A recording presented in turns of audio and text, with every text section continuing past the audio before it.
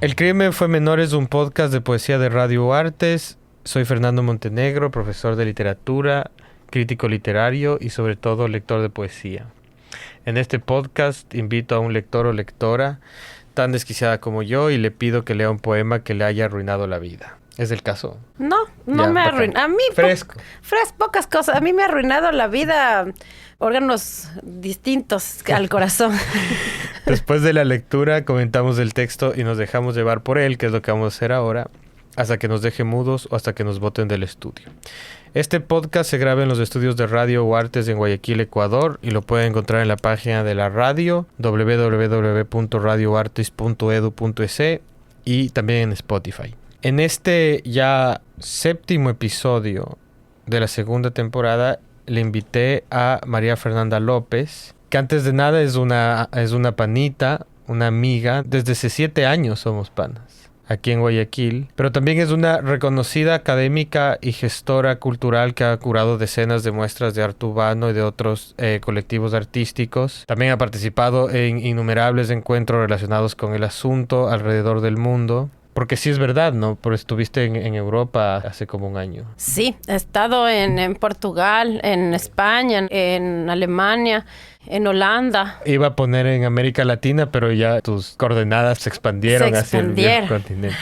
Pero hoy está aquí, hoy la Mafo está aquí porque cuando nos conocimos y nos veíamos bastante, tenía la bondad de enviarme unos poemas tremendos que escribía y creo que sigue todavía escribiendo. Gracias por venir, Mafo. No, gracias por la invitación. Siempre es importante hacer esta revisión personal desde el hecho poético, ¿no? Porque yo tengo unos momentos muy claves en los cuales si bien el graffiti siempre es lo que me ha salvado la vida, también me ha arruinado la vida. Si algo me ha arruinado la vida es de graffiti. El graffiti sí. Uh-huh.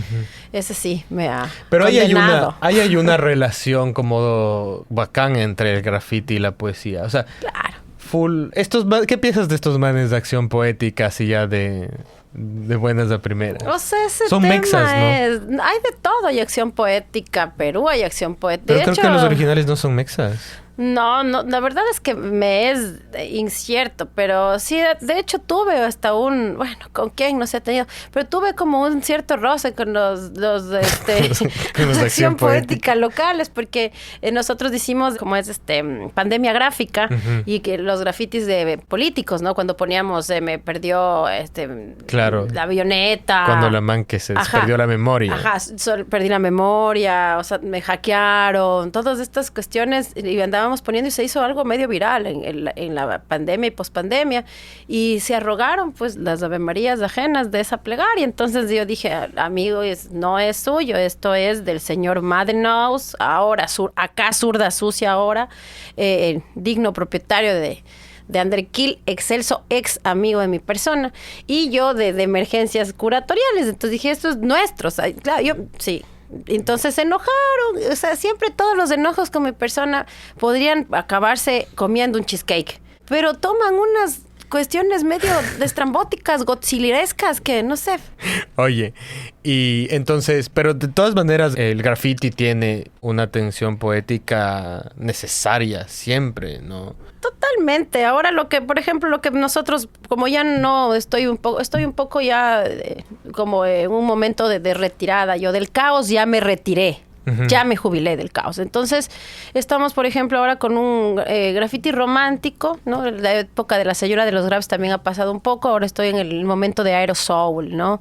¿Qué más poético que la palabra aerosoul, ¿no? Que fue un ejercicio sintético que lo realizó Renato Marengo, acá Don Gato, ya excelso grafitero, autodidacta, reconocido. Hay hasta una obra acá en el CIF de una de las alumnas que hasta pone la firma de Don Gato, reconociéndolo como grafitero. Entonces él, cuando en nuestros inicios relacionales yo le hablaba de estas cosas, me decía, ahora entiendo a lo que te dedicas, aerosolio. Entendió todo. Me caso con vos. Sí. Oye, Jimbo, el poema que me mandaste para comentar ahora, que es un poco solo la excusa para hablar también de tus poemas, de tu relación con la poesía, que ya has contado algo, es de este poema del del Walter Jimbo. ¿Qué nos puedes contar antes de que leas sobre este man, sobre este poema que te llamó la atención? Mira, la verdad es que es de los poemas más, o sea, menos agresivos, menos agrestes, menos brutales de esa generación. Porque cuando me dices, oye, escógete algo, ¿no? Entonces yo digo, puedo ir a los clásicos y traerte mis hermosos Esplén de Baudelaire, que me encanta. También puedo traerte una poesía de la compañera de Rodinas. La Gabriela Vargas. Vargas. Es increíble. Me encanta la poesía de Gabriela Vargas. La Ruta de la Ceniza, ese libro. Claro, me encanta, es de mis favoritos. La man es una gran poeta. Sí, también sé que hay unos poemas menos que quizás no compartamos gusto, pero también la doctora Paulina Briones tiene estas como estas cicatrices, también me gusta, pero no traje ese. Yo traje algo de mi generación. Claro. ¿Por qué? Porque quería saber, también me acuerdo de cuando en su faceta poeta, el mono, el Carlos Luis Ortiz, o sea, estas presencias, ¿cómo funcionan hoy en día? Porque, o sea, ella viene del futuro. No, yo vengo ya del pasado, ¿no? Claro. Entonces, yo digo, es un pasado que tenía otras aristas. Teníamos otras luchas quizás más alejadas de estereotipos, no lo sé. Pero yo digo, podríamos resistir ahora a esas poéticas del editorial Machete Rabioso, ¿no? De cuando yo transitaba mis 20, mis 30, ¿no? Que eran descarnados. O sea, por menos de esa poesía ya la gente menos que funada estaba ya desterrada del Ecuador. O sea, entonces digo, ¿podemos soportar esas letras ahora? No, no se puede. Es una buena pregunta, yo cacho. Vamos a hablar de esa nota, pero antes vamos a ir a la lectura del poema de Jimbo, que se llama Memoria y Puñal, ¿no? Que lo va a leer la Maf. Aquí estamos, Memoria y Puñal. Mala mujer, tremenda mala mujer. Tus ojos y tus carros chocados, los caminos que reinciden en tus caderas, como tu palabra y tus tardes, como tu desastre y tu óxido, como tu puñal lo llevas a todas partes, en tus zapatos que ya no saben cómo sostenerte vertical. Bosque de fiebre, tus grillos me llevan a ese suplicio del que no se sale. Cuando intenté hacerme una patria de cuchillos, llegaste. Cuando desnudo empujaba el ángel roto a las llamas, apareciste. Mala noticia para la arrogancia de la vida. Empiezo a buscarte. Puta, qué contundencia, pues. Eso eran los 90. Este poema, Memoria y Puñal, es un típico poema de Jimbo, dirías tú. O sea, yo creo que es más que también del joven Walter, ¿no? Es que es una época, ¿no? Escucho esto y pienso en la obra plástica del Pancho Dueñas, ¿no? Empiezo a acordarme del clown, del Malatinta, del Vladi, empiezo a acordarme de todas esas cuestiones que eran descarnadas, fuertes, groseras, obscenas, tóxicas, ¿no?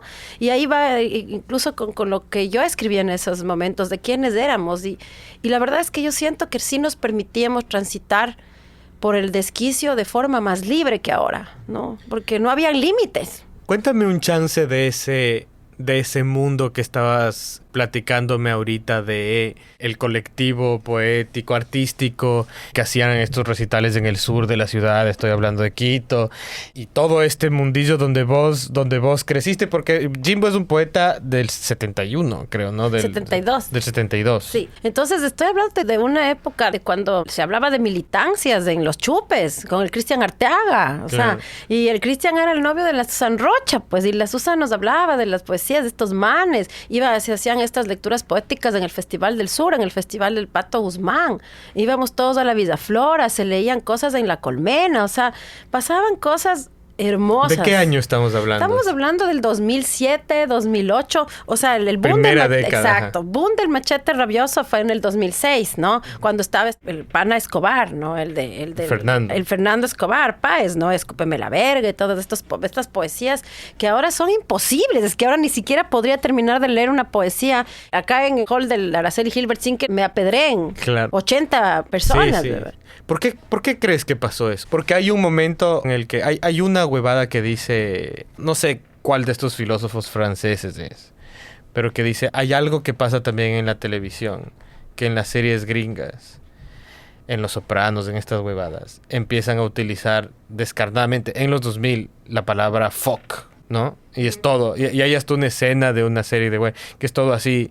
Y hay como una aceptación y casi un goce con el uso de la mala palabra. Yo soy un man bien mal hablado. Yo también. ¿No es cierto? O sea, cuando hablamos y decimos todo eso todo el tiempo. Pero esto había encontrado unos poetas, el Escobar, el Jimbo, algunos otros. Hay un momento en el que esto, no sé si explota, pero se valora y desapareció. ¿Tú crees que desapareció esta nota? Absolutamente han desaparecido. O sea, estamos hablando de los momentos, creo que era la segunda clínica del mono, del Carlos Luis. Uh-huh.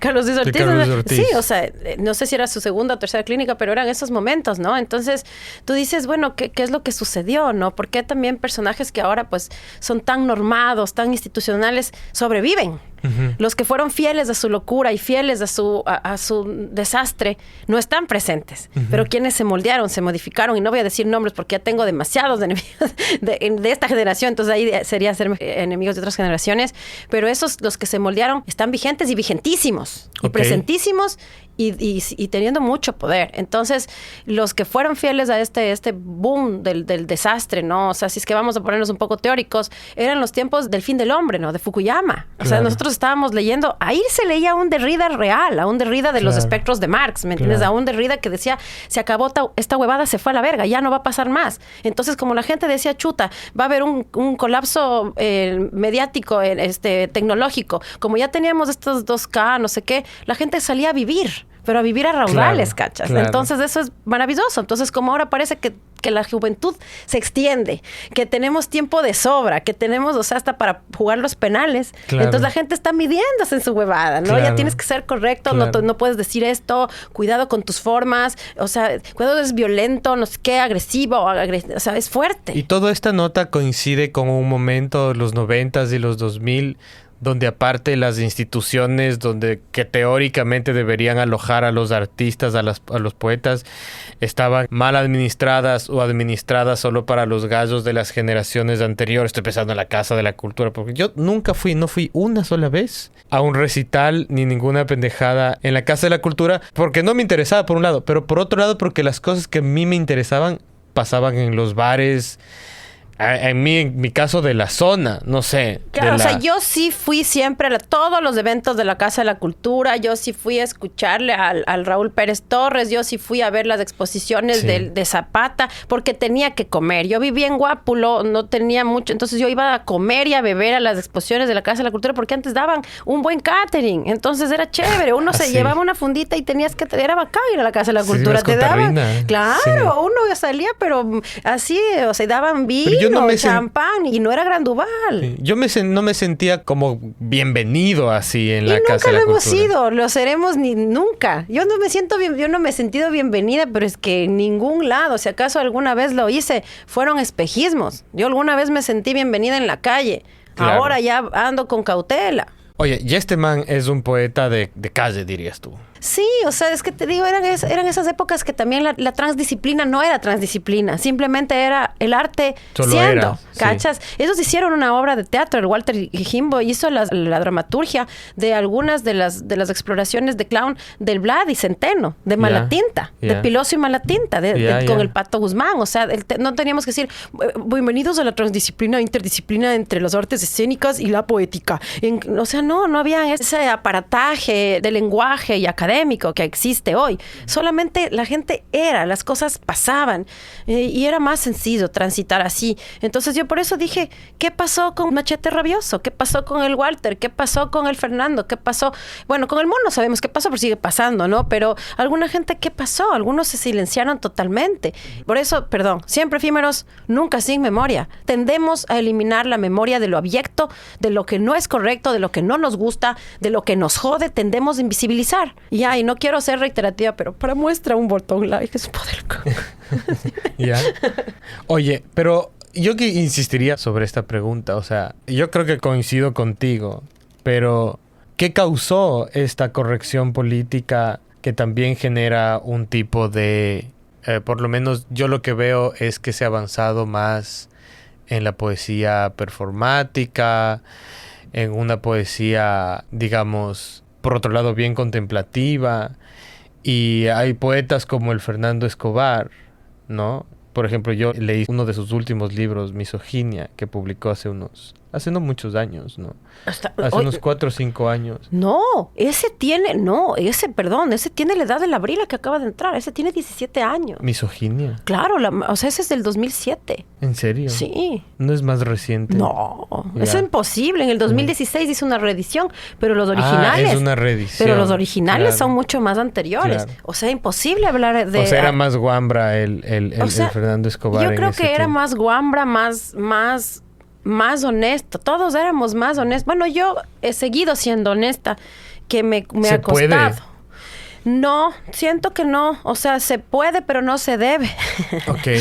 Se puede, pero te cuesta. Y cuesta cada vez más caro, pero es complejo, ¿no? Entonces también hay que medirse, porque ayer tuve una conversación súper interesante con una funcionaria de espacios que yo respeto muchísimo, que tenemos mucho afecto, pero sí fue una conversación absolutamente edificante para mí. O sea, hay que saber hasta cuándo utilizar las resistencias, las patadas de los puñetes. Uh-huh. O sea, de lo que puede ser alguien rebelde, ¿no? O sea, pasar a ya viejas ridículas, no, es ya complejo. Entonces, a uno ya toca medirse y colgar las tangas, colgar las botas y ya. Oye, irse a Salinas. Oye, y volviendo a este poema del man, o sea, Memoria y Puñal, ¿de qué se trata? ¿De qué está hablando este man? ¿Mala mujer? ¿Es de esta vida de la noche, de la calle? O sea, porque la man en algún punto saca este cuchillo, hay como unas alusiones sexuales, pero de una sexualidad descarnada, ¿no?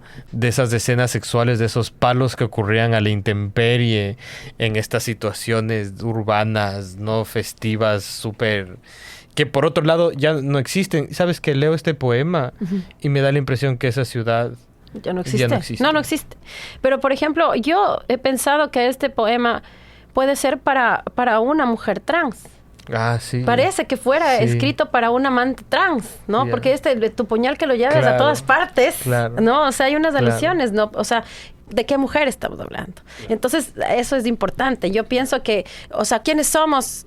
¿Quiénes son? ¿Cómo se caracterizan las malas mujeres? ¿Qué amores son permitidos? ¿Qué no? Entonces, por eso es de este tema. El tema del puñal es muy importante. Claro. Y lo de los entender. Carros también, ¿no? Ajá, los carros chocados. ¿Por qué hay esta famosa...? O sea, también en esa época, ahora que dices carros chocados, recuerdo mucho esta maravillosa película de Cronenberg, Crash, ¿no? Sí. Que hablaba de que era un porno mecánico, ¿no? Sí. Entonces... Es que era una época, antes de entrar a estudio, hablábamos de Amores Perros. Es que si te das cuenta, toda esta poética, esta narrativa visual en la que nosotros nos hicimos, ¿no? Uh-huh. Yo soy de mayo del 78, siempre lo digo, muy orgullosa de tener los 46 años que tengo. Voy a ser una mujer que va a cumplir 50 años. Eso es fuerte. O sea, asumir que estás más cerca de los 50 que de los 40, uh-huh, da un vértigo, pero también te da... no sé, que más bien te quita. Oye, pero ¿tú qué sientes? Que a mí eso me parece como una cosa que me deprime, ¿no? Muchas veces. Que el mundo ese que... O sea, evidentemente el mundo en el que creciste y en el que te formaste sentimentalmente y que tuviste panas y te enamoraste y te peleaste y te bronqueaste con todo el mundo, ese mundo va a desaparecer eventualmente. El tema... es que a mí me pasa mucho cuando voy a Quito, pero vos has trabajado mucho aquí en Guayaquil. Y, por ejemplo, Guayaquil es una ciudad que tiende a la borradura. O sea, no solamente cambió la ciudad esta en la que está escribiendo este poema, Memoria y Puñal, Jimbo, sino que no queda ni un solo rastro de lo que fue. O sea, y ahí me parece que la palabra memoria es muy vibrante, ¿no? Muy necesaria. Totalmente, o sea, es que estos procesos de borramiento, ¿no? Que pasan en las letras, que pasan en la plaza, que pasan en los territorios, ¿no? Porque finalmente son de estos territorios que ya no podemos habitar. Por ejemplo, el Guayaquil al que yo llegué en el 2015, no es este Guayaquil. Uh-huh. Ya no existe, ese Guayaquil ya no existe, ¿no? Esta mala mujer ahora tampoco parece existir. Aparece de otra manera, ¿no? Ahora. Aparecen pero de unas maneras también edulcoradas. Hasta la maldad se ha edulcorado ahora. O sea, sí, ahora hay que ser malo sin ganas, ¿no? Un malo progre. Ajá, no, o un malo pro. Ahora hay que ser pro para todo y no progre, sino pro. O sea, es complejo. Entonces tienes que ser un malo pro o una víctima pro, pero todo es pro. Bro. Todo es pro. Entonces es complejo.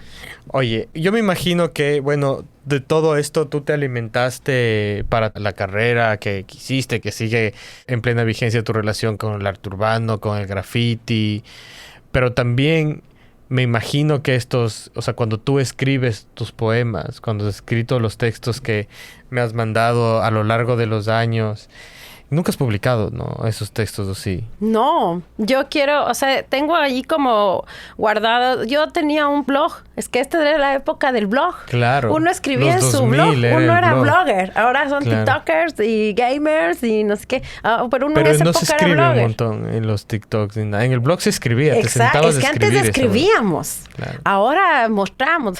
Ahora la gente muestra, claro. Baila, pero son otras performatividades. Pero antes uno escribía. Teníamos las notas del Facebook. Esas notas de Facebook eran yo he buscado mis notas del Facebook, pero son reliquias, son como una arqueología, de redes, ¿no? Hay hasta una arqueología en redes, el high five. Ya no hay el high five. En el high five, ¿qué tipo de cosas publicaban? Por ejemplo, el high five era la red social de los grafiteros. Se publicaban muchísimo las fotos de las pintas, ¿no? El Flickr. Ya no existe. Pero eso ya es el paleolítico de las redes. Es foco como... El Snapchat. Ahora solo hay el Snap del plagio. Es foco como cada vez que aparece una nueva tecnología. Acá estuvo este panita de... ¿cómo se llama? Ya se me está yendo el nombre. Que tiene la editorial en Maca. Ya se me va a acordar el nombre. Que escribió este libro que se llama... Dadme un muro de Facebook y seré poeta. Y digo la plena porque era algo bien propio de nuestra generación publicar esos versos a veces escritos en la noche febril, ¿no es cierto? O después de una ruptura amorosa o de un descalabro amoroso. Uno se sentaba directamente en el muro del Facebook a escribir el poema sin intermediario, ¿no es cierto? Y había este escenario. Fueron escritos medio así algunos de tus poemas. Fueron escritos medio así hasta las frases que comparto del día de ayer, ¿no? Pero bueno, esos son otras... yo haría una distinción porque tú eres muy activa en cuanto a tus opiniones políticas o sobre el campo cultural o sobre el campo académico, que es donde tú trabajas, ¿no? Donde tú trabajas y donde tú te relacionas con la gente también. Y ahí hay unos conflictos que tú señalas. Y eso es una cosa, ¿no? Pero haces una distinción demasiado grande con tus textos poéticos o para nada. Para ti son parte de la misma escritura. Ese es el problema. Escribir es la misma huevada. Es que ese es el problema. Por eso ese es un problema que detona mi presencia incómoda y mi presencia también inútil en la academia. Uh-huh. Yo siento que soy una académica mestiza y una académica inútil. Uh-huh. ¿No? Soy inútil. Yo no escribo papers. No me gusta escribir papers. Me cuesta escribir papers. Me declaro absolutamente una inútil para hacer papers. Yo cuando regreso a ver y digo, tengo un doctorado, digo, ¿cómo le hice, no? ¿Cómo le hice? Porque yo pienso que todo lo que se investiga tiene que estar en repositorios más móviles, en repositorios dinámicos como la curaduría. Uh-huh. Por eso yo amo hacer exposiciones. No es para que, como la gente cree o dice que es un tema de ego, es un tema de relato. Siempre Efímeros es un relato, claro, es una narrativa visual. Escritura. Es una escritura. Yo siento que necesitamos tener espacios de acceso. Ahora la muchachada no lee, es que no lee. Tú eres profe igual que yo, la gente no lee y está bien, quizás necesita otros dispositivos y otros repositorios para los archivos y la memoria. Entonces, para mí, en lugar de sentarme a escribir 15 papers que van a estar en los archivos de universidades o en archivos que son totalmente ajenos a la gente de a pie, yo prefiero ponerlos en un museo donde voy a tener 400 personas diarias para que vean de qué estoy hablando, para que puedan escuchar mi voz a través de la voz de otros. Oye, ¿y no será que a la poesía le pasó eso? Que la poesía dejó de ser una nota pública.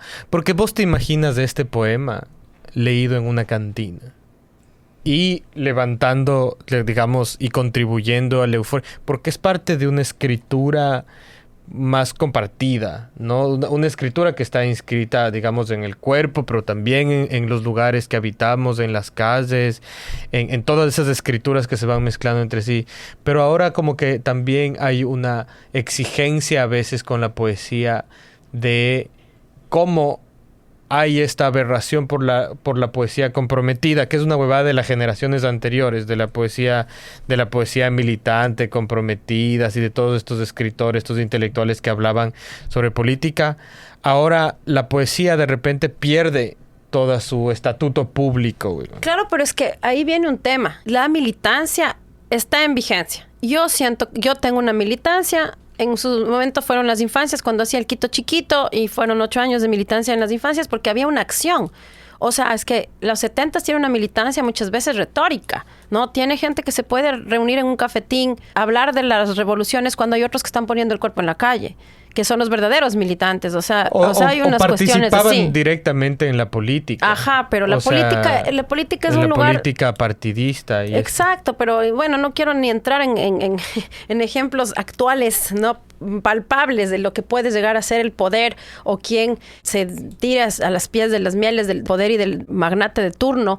Es gente que está destinada a tener muchísimo poder, ¿no? Entonces, ¿qué hace la gente dónde está el no poder, por ejemplo? ¿Dónde está el no poder acceder, el no legitimarse, el no estar?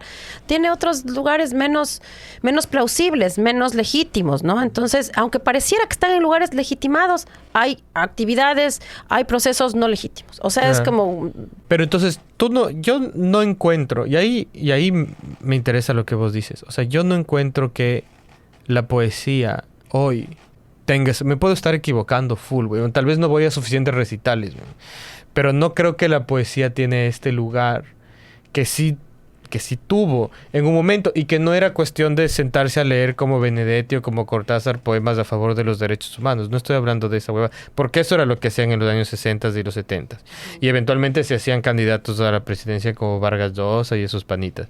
Pero sí una poesía que podría ser publicada en un diario de crónica roja y no estaría mal. Entonces a mí sí me parece que la poesía no solo se edulcoró en ocasiones, sino que también como pasa siempre que algo va a la academia, ¿no? O sea, ese mensaje normalmente queda dosificado, güey. En ese sentido me parece como interesante lo que tú dices. O sea, tu forma de escribir esos poemas que ya vamos a leer, en algún sentido sí se parecen a tus estados de Facebook, y también se parecen a lo que tú haces con tu trabajo de curaduría y lo de la gestión. Sí, o sea, no habría como leerlos como muy separados. Indudablemente que no. O sea, dime que escribes, te diré quién eres. Dime que curas, te diré quién eres. Dime que enseñas, cómo enseñas, y te diré quién eres. Es súper sencillo. Dime que pintas, te diré quién eres. Todo es una extensión, o sea, a lo McLuhan. O sea, todo es una extensión, no solamente los dispositivos tecnológicos.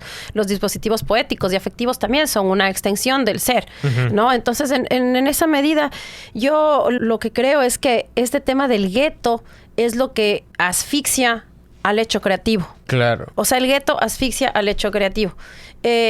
Cuando una huevada está muy institucionalizada. No, pero también como que es muy endogámica. O sea, ¿quiénes por ejemplo, yo estos momentos que he tenido de mi encuentro con la poética me han llenado de alegría y de ilusión. Porque he sido invitada a recitales. Últimamente también estuve en... ¿Cómo se llama ese museo? Bueno, estuve en un museo también leyendo con colegas, o sea, que son escritores. Yo no pertenezco a ese mundo, ¿no? Pero es interesante que se pueda oxigenar con gente de otras vertientes. Sí. Es como decir, ¿qué pasaría si hacemos el recital de poesía urbana en el Siempre Efímeros? Vamos a leer a la expo, donde van los hip hopas, donde van los punkis, donde van la gente Y los hip hoppers, puta, son unos poetazos. Por claro. Supuesto, aquí deberías haberle invitado a mis tíos de Esto es Cultura, al Cholo, al Tommy.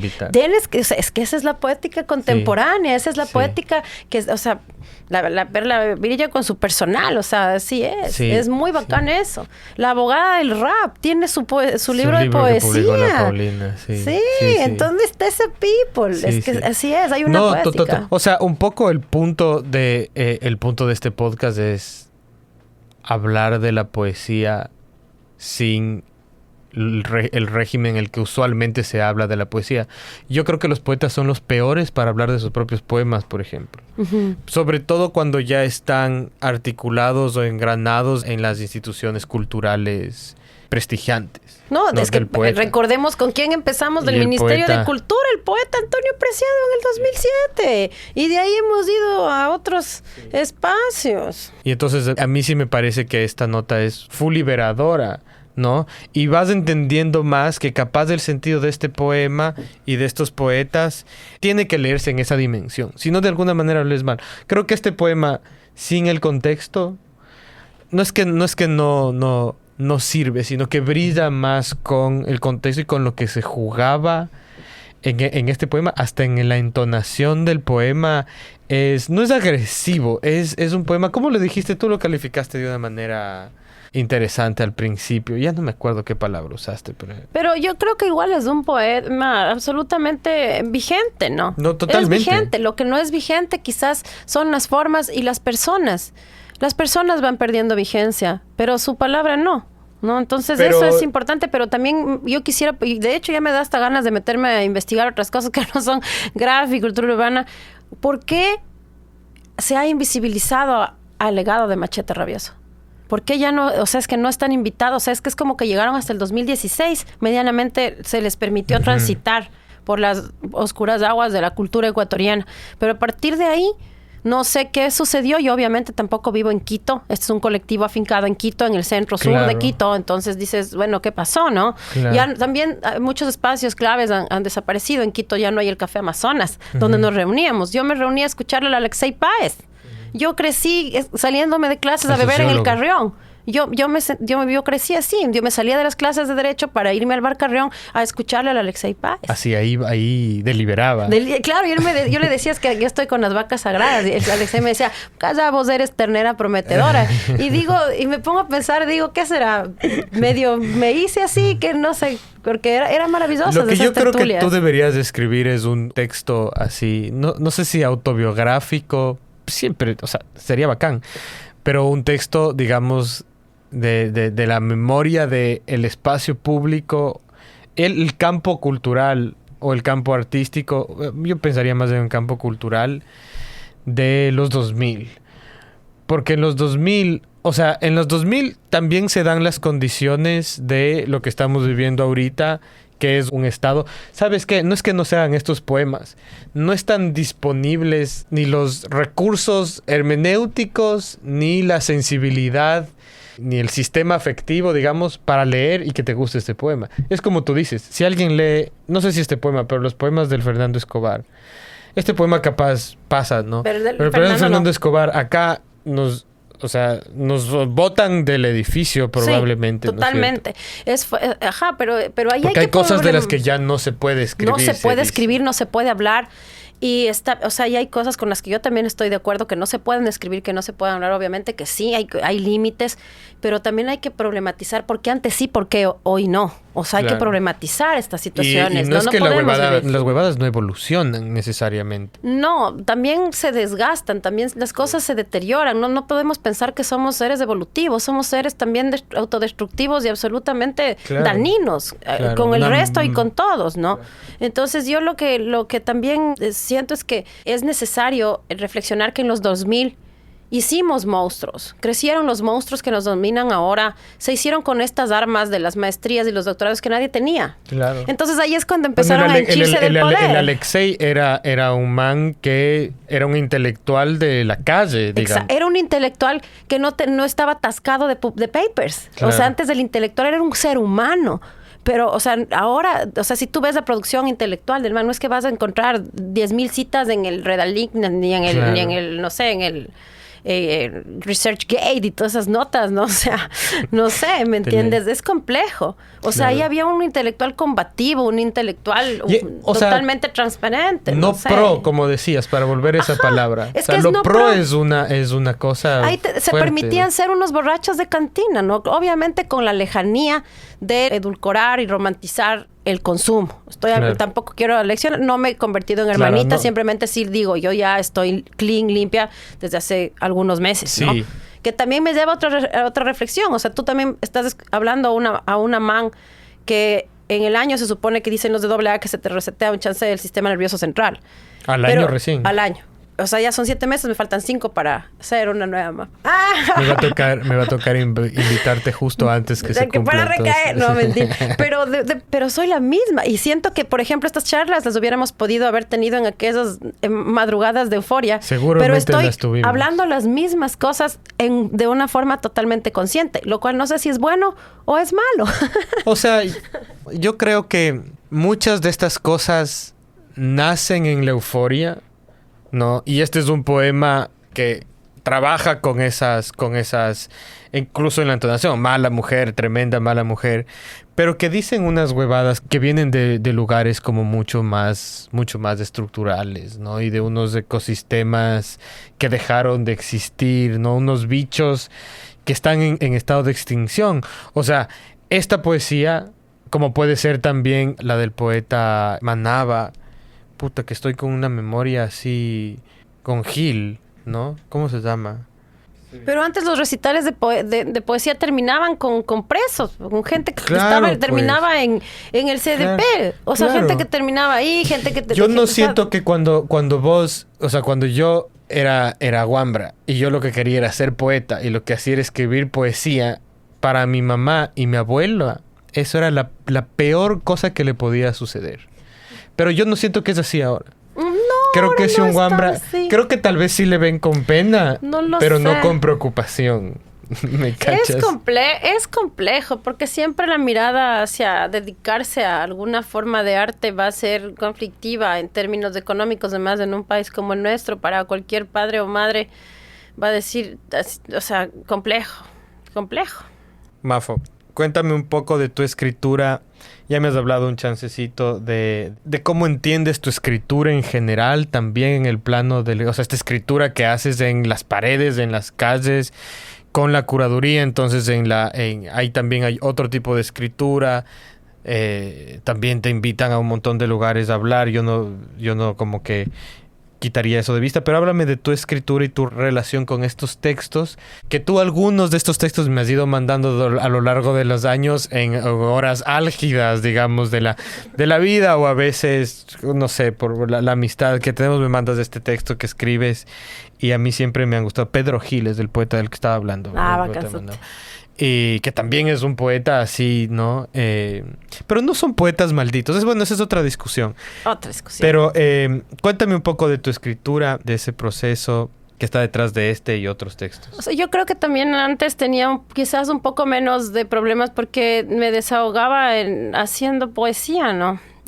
Ahora como era un desahogo. Sí, o sea, era un vómito necesario.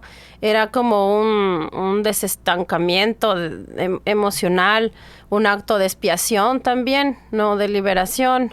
Pero sobre todo, sí era un acto de transmutación. Siempre que me pasaban como finales dramáticos, me pasaban también...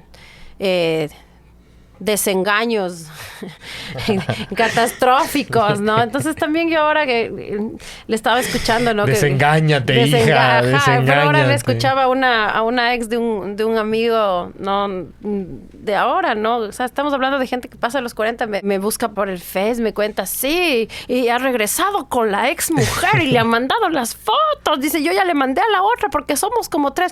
Le digo, brother, ¿cuántos años tenemos? Ve, estas conversaciones yo tenía a los 30, ya a los 40, pasados los 45, estoy pensando ya en qué voy a hacer si es que tengo dañado el riñón y me toca diálisis, loco. O sea, perdón, güey, ya no estamos en esa movida. Claro. O sea, ya uno sobrepasa esas tensiones. Esta es una escritura que corresponde entonces al paleolítico. A otros claro, momentos. Pero es hermoso porque porque es un momento también interesante, porque hay detrás de estas pulsiones humanas, sensuales, también de muy sensitivas, hay un contexto sociohistórico que es importante. Claro. O sea, ahorita que voy leyendo esto me pasó, o sea, vamos a leer, pero sí es interesante. Antes de tu lectura decir que ya estoy... Eso me parece fascinante, ¿no? Porque alguien puede escribir un texto sociológico y nosotros leemos un texto del 2007 del Alexei y podemos reconstituir las condiciones sociohistóricas de ese momento. Y ese es el propósito de ese texto.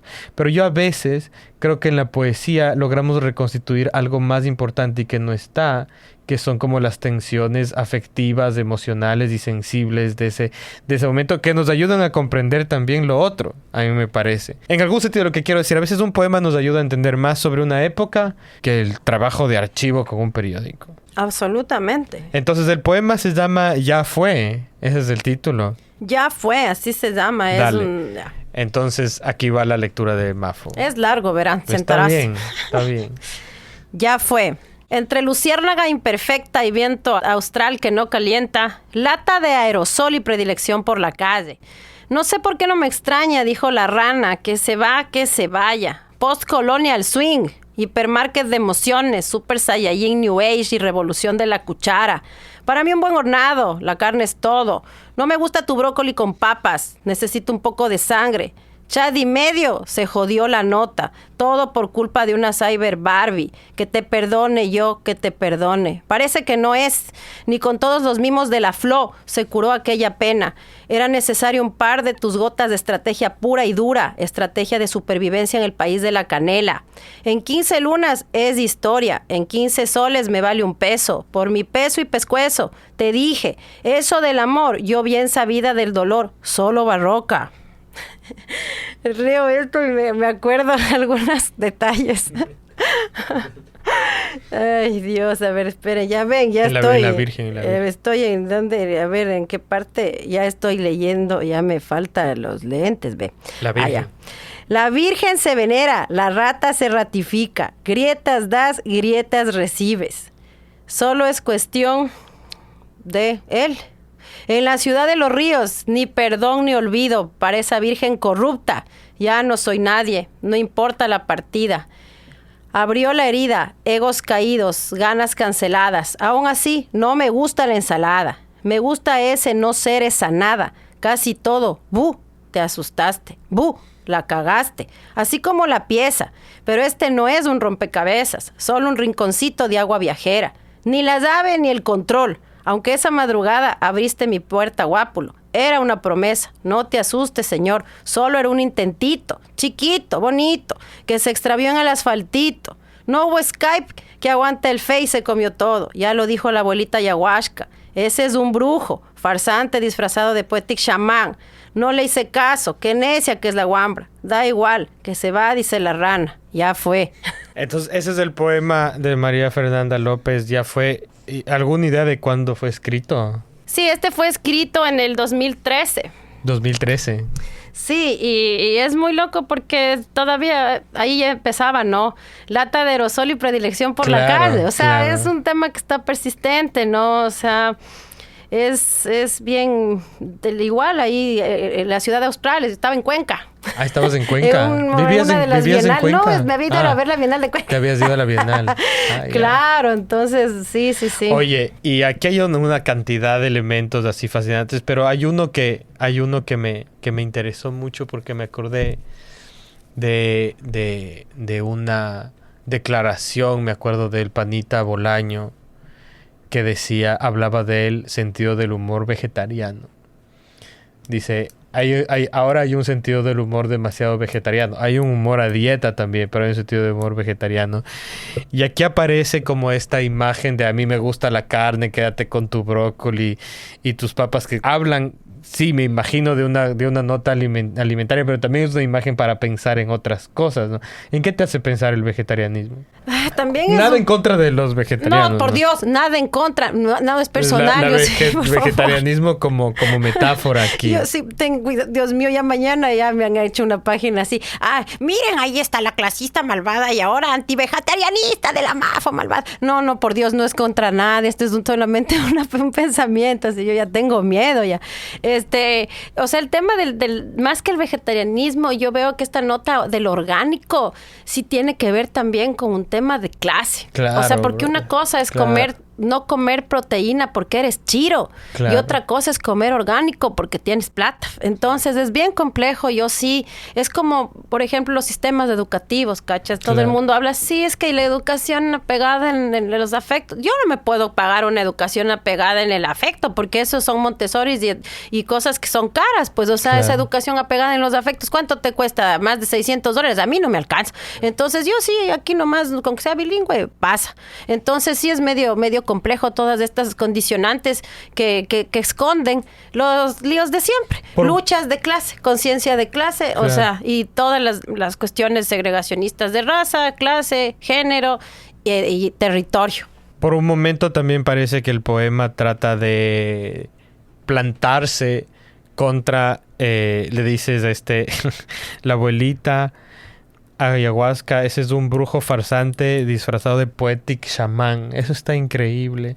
Pero el poetic shaman, ¿qué representa? O sea, ¿qué tipo? La misma idea, ¿no? Debe ser un personaje real. Es un personaje absolutamente real que pertenece al movimiento de escultórico ecuatoriano, que son estos personajes, ¿no? Muy temazcal, o sea, estos mens bien temazcales, que son siempre, en esa época era alguien bastante mayor que yo. O sea, si es que ahora tengo esta edad, ahora ya es un anciano, hermano. Decía, jaja. Entonces, sí, me pasó a mí, te pasó a ti. Entonces, es complejo porque son de estos manes que mandaban los mensajes a 20,000. Entonces, yo recuerdo que lo que pasó es que yo salía con este personaje, ¿no? Bastante reconocido en el medio, y encontré unos mensajes que le mandaba a una chama de... Si en esa época yo tenía 30, esta chama tenía 19, 20. Y yo así, por eso digo una Cyber Barbie, ¿no? Porque era de estas manes que empezaban en el Face con estas fotos, ¿no? Y yo era una man como siempre he sido. Entonces... Claro. Y me enojé y fue así, pero fue la forma de sublimar esta pérdida, ¿no? Porque yo siempre me jactaba de que si no me habían... Siempre decía, claro, es que a mí como la vida y la universo no me dio trasero, ni yo tengo un cerebro. Entonces siempre como que enamoraba con mi facilidad de palabra, con esta idea de brillantez, pero todo eso también tiene un límite, ¿no? Ahora claro. Ya ves, no puedo ni leer bien, ya no veo ni bien, me olvido las cosas. Hasta la intelectualidad tiene su fecha de caducidad. Oye, y este poema, o sea, ahora que le vuelves a leer, ¿qué sientes? O sea, ahorita nos estás contando, o sea, que te acuerdas de algunos detalles de las circunstancias que estuvieron detrás del poema, pero cuando lees, ¿piensas que tenías razón en ese tiempo o que no tenías razón en ese tiempo? ¿O no se trata de esos niveles? No se trata de tener razón, porque obviamente lo que me configura ahora son todos estos traspiés, son todos estos abismos, son todas estas noches al filo de la muerte, al filo de la sobredosis, al filo de cuántas cosas, ¿no? De robos, de asaltos, de muertes, de intentos de violaciones. O sea, así es la vida que uno decidió vivir, ¿no? O sea, eso es lo que a uno, esas grietas das, grietas recibes. Eso es tan vigente. O sea, grietas das, grietas recibes es sumamente vigente, absolutamente vigente. Y el tema del dolor y yo barroca, o sea, así es. Eso de lo barroco también me llamó bastante la atención. Esta como aproximación barroca, ¿crees que sigue siendo así? Yo sí, o sea, yo le huyo al barroco. Yo no, sobre todo en la maternidad barroca, ¿no? Esta madre, guíame, o sea, no. Yo me rehúso a esta herencia tan barroca, ¿no? Del suplicio, claro. Del látigo, ¿no? Yo trato de huir del ser barroco. Prefiero estos barrocos, pero desde la fiesta. ¿Qué más dirías de este poema para ir cerrando? Para ir cerrando, ¿qué más diría que es bacanzote? Además, también ya empieza el postcolonial swing. Ya empezábamos. Además, yo tuve una cortísima época yo me imagino que tú, como también pasó a mí, o sea, mamamos de la teta de la postcolonialidad con devoción, inclusive. Y yo tengo una posición casi que ya de incredulidad, o sea, por supuesto. Yo además tuve una época entre todas las facetas que he tenido en mi, ya no es corta vida, en mi vida, me gustó el DJ. Yo cuando fui a vivir a Cholula, imagínate, Cholula, los dioses de la fiesta. Yo tomé una clase. La mejor fiesta de México. Claro, la mejor fiesta de México, Cipolite, todos estos, Holbox, Playa del Carmen y Cholula. No, pero Cholula es Cholula. Yo vi a Modest Mouse en las pirámides de Cholula. Ahí en Cholula. Y vivía en Cholula, vivía al lado del bar Fly, vivía al lado del Fónica, vivía al lado de todas esas maravillas. Entonces, yo recuerdo que tomé un taller de DJ y andaba hecha la DJ. Y cuando llegué acá a Quito, bueno, no acá, allá a Quito, yo me autodenominé postcolonial DJ, sonando desde la subalternidad. ¿Y qué música ponía? Ponía, claro, lo de Norte Collect, claro. Y ponía estas cumbias rebajadas. O sea, ahora empieza la gente a bailar la cumbia, amiga, es líder. Oye, eso era de antes. Con este que está de moda, ¿no? Están tantos de moda, pero ahí estaba la Ir Indiana, por Dios, Ir Indiana. Cuando le hizo una canción al maldito Facebook, y ahí me pasó, no, maravilla, o sea, Ir Indiana era genial. Oye. María Daniel y su sonido láser. por favor, deberíamos de... ¿Por qué no pones música hoy? Que nos No pongan nos María dejan. Daniel. Perdón. No nos dejan, pero lo que sí... ¿Por qué no? Para cerrar, María Daniel y su sonido láser. Lo que sí podemos hacer es esto. Lo que sí podemos hacer es hacer otro episodio, pero de música.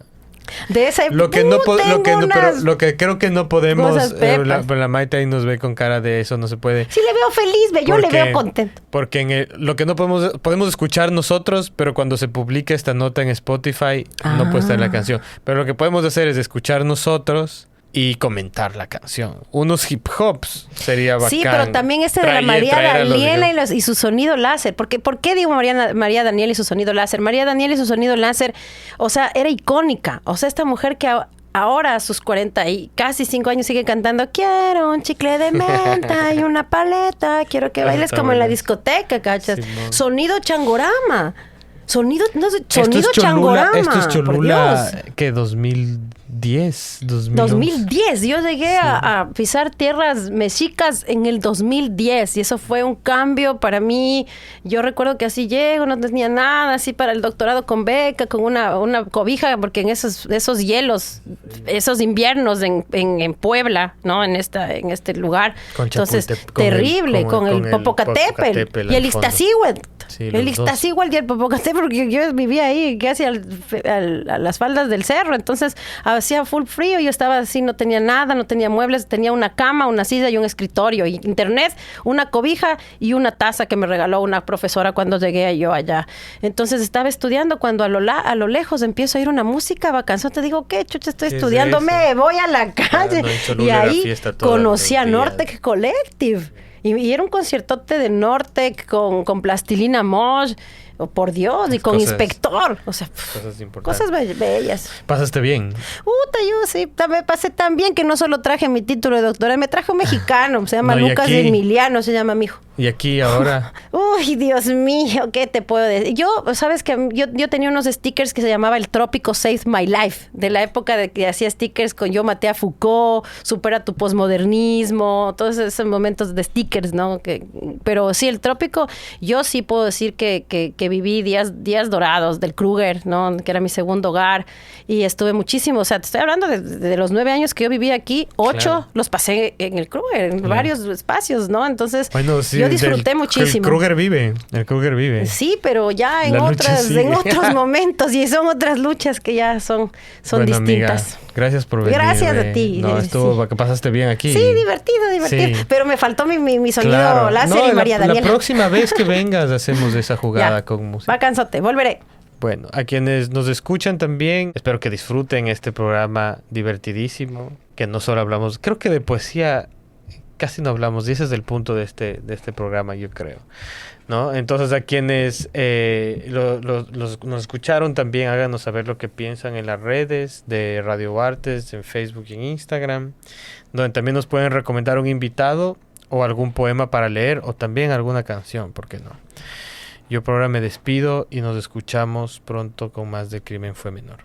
El podcast El Crimen Fue Menor es una producción de Radio Huartes y fue grabado en sus estudios ubicados en el Centro de Producción e Innovación Manzana 14, en Guayaquil, Ecuador, 2023-2024.